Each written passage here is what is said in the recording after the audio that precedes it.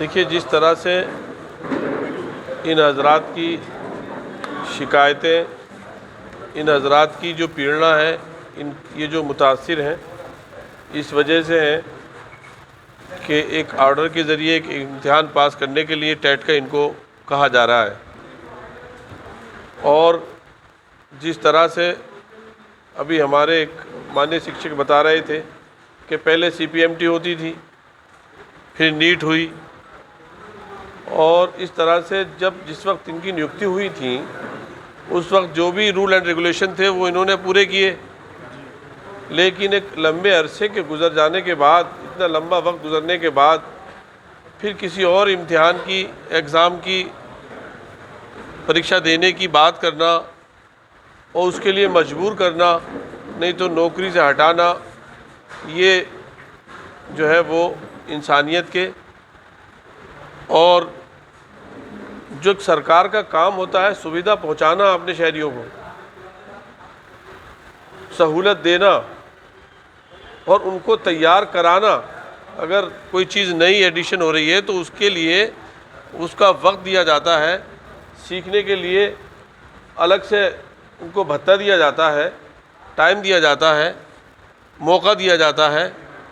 इसको लागू करने के लिए कुछ भी ऐसे उपाय नहीं किए गए। रातों रात एक कानून आ गया है और हमारे शिक्षक जो है वो उनको मजबूर किया जा रहा है। ऐसा लगता है कि सरकार माननीय अदालत का इस्तेमाल करके मुल्क से तालीम को ख़त्म करना चाहती है, ताकि देश के बच्चे पढ़ने ना पाएं, जो देश का भविष्य है। और जब वो पढ़ेंगे नहीं, समझेंगे नहीं, तो कैसे कुछ आगे की बात सोचेंगे। इसलिए ये अक्ल के ख़िलाफ़ लगता है, ये इंसानियत के ख़िलाफ़ लगता है। और शिक्षकों की तो जो इज़्ज़त समाज में खुद सरकार को एक नमूना बन के दिखानी चाहिए, ताकि सब लोग शिक्षकों की इज़्ज़त करें, सम्मान करें उनका। तभी इल्म की दौलत से बच्चे और हमारी नई नस्ल माला माल होगी और हमारा देश का भविष्य रोशन होगा।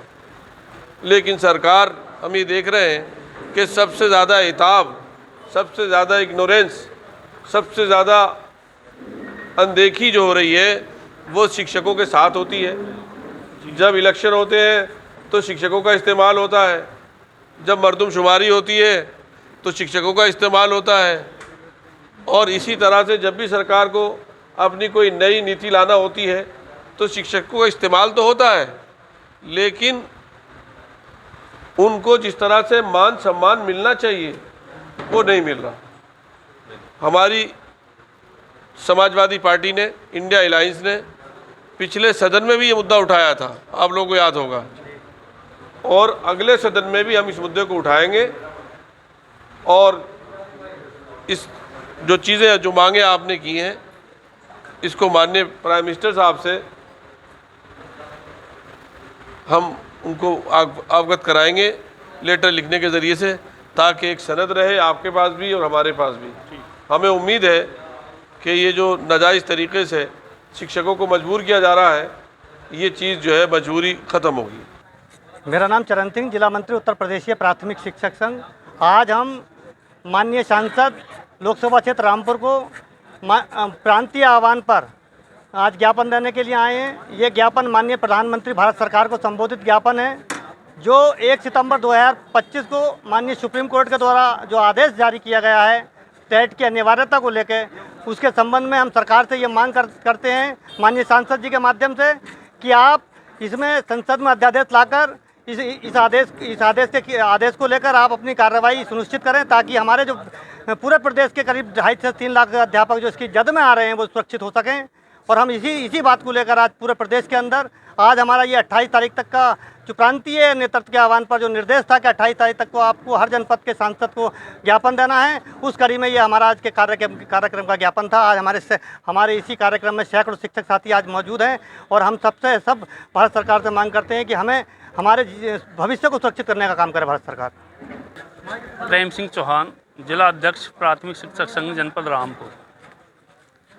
1 सितंबर 2025 को माननीय सुप्रीम कोर्ट के द्वारा एक आदेश पारित किया गया है कि अब तक जितने भी शिक्षक लगे हैं उन सबको टीईटी पास करना अनिवार्य है, जबकि आरटी 2009 का क्लोज 4 ये कहता है कि अब से 2009 से पूर्व के जो शिक्षक हैं और जहाँ पे आरटी लागू हुआ है हमारे यहाँ उत्तर प्रदेश में 2011 से पूर्व के जितने भी शिक्षक हैं उन पर ये आदेश लागू नहीं होता कि उनको